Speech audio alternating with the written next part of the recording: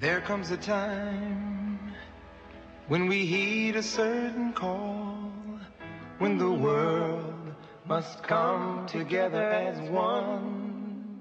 28 years ago, dozens of popular musicians checked their egos at the door of a Los Angeles studio to record We Are the World, a song that played simultaneously on over 8,000 American radio stations on April 5th, 1985.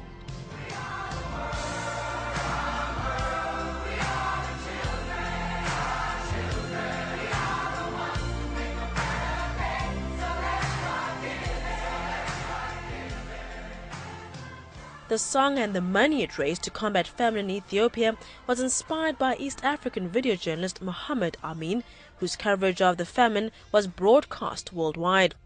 When my father shot those images of the famine in Ethiopia in 1984, I don't think he ever envisaged the kind of reaction those pictures would bring out. That huge outpouring of famine relief was something that was unprecedented in history. Today, though, there is new history being made. Africans are standing up for themselves, telling stories from our perspectives. In 2011, there was another major drought in the Horn of Africa. An organization called Kenyans for Kenya decided to come together and raise money, raise relief. This, I think, was a direct result of what happened almost 30 years ago with the Ethiopian famine, with We Are the World, with USA for Africa.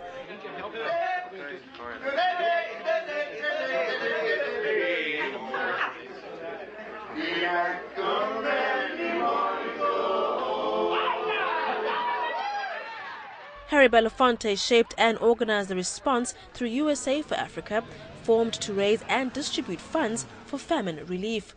I think by and large, people who represent art have the public trust.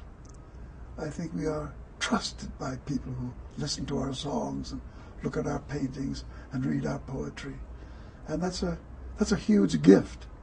The thing that artists can do best is to focus a spotlight on any given subject they would like.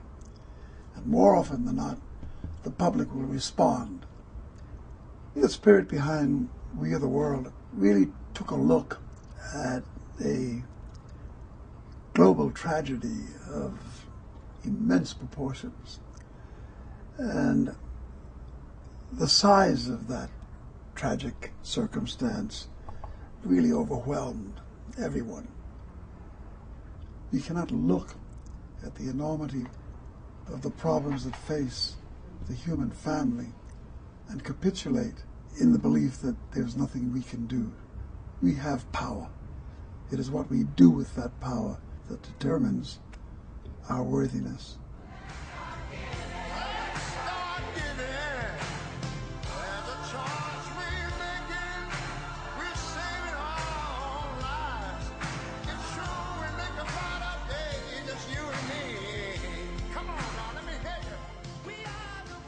South Africa's Yvonne Chaka, called the Princess of Africa for her soaring voice, thinks all artists should use their gifts for good as well as to entertain. From the day I started my music, I just didn't want to be an artist just to sing for fun.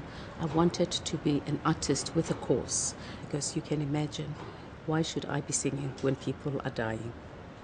I think all over the world, artists play a very important role, whether they are artists writing or singing or painting, because we express ourselves in a very funny way. We entertain people, but at the end of the day we want them to be educated.